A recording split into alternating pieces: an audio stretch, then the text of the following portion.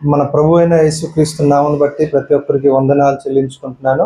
ఈ దినము దేవుడు మనకి ఏ వాక్యం అయితే మన కొరకు ఉంచున్నాడో ఆ వాక్యం మనము చదువుకుంటాం. రండి, కీర్తనల గ్రంథము 91వ అధ్యాయము మనం మొదటి నుంచి కొన్ని వచనాలు చదువుకుంటాం. ఎవరి దగ్గర అయితే బైబిల్ ఉంటుందో వారు కూడా తీసి మరి కీర్తన గ్రంథం నాతో కలిసి చదవమని మీకు మనవి చేస్తున్నాను. మొదటి వచనం చదువుకుంటామా? మహోన్నతుని చాటున నివసించువాడే సర్వశక్తిని నీడను విశ్రమించువాడు. ఆయన నాకు ఆశ్రయమును, నా కోట, నేను నమ్ముకొను నా దేవుడని నేను యెహోవాను గూర్చి చెప్పుచున్నాను. వేటగాని ఉరిలో నుండి ఆయన నిన్ను విడిపించును, నాశనకరమైన తెగులు రాకుండా నిన్ను రక్షించును.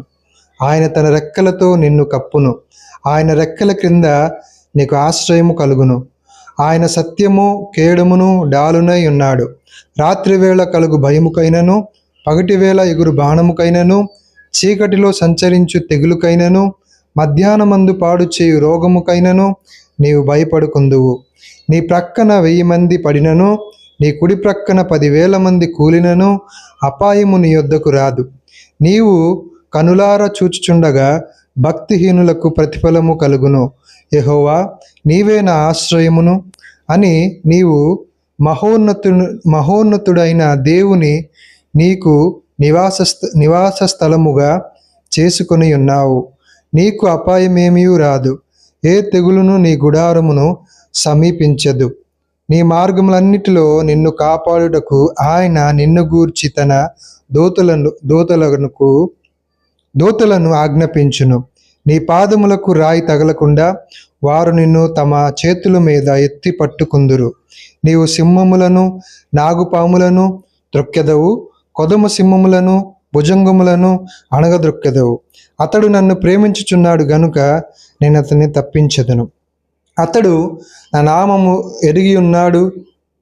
ఎరిగినవాడు గనుక నేను అతన్ని ఘనపరచెదను. అతడు నాకు మొరపెట్టగా నేను అతనికి ఉత్తరం ఇచ్చేదను.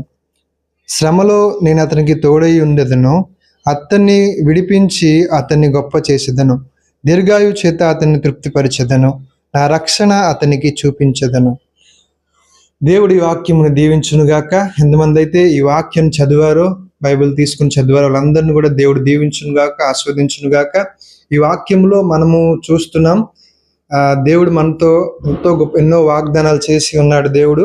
ఇందులో నాకు చాలా ఇష్టమైన ఒక మాట ఏంటంటే 14వ వచనము, అతడు నన్ను ప్రేమించుచున్నాడు గనుక నేను అతన్ని తప్పించెదను. అతడు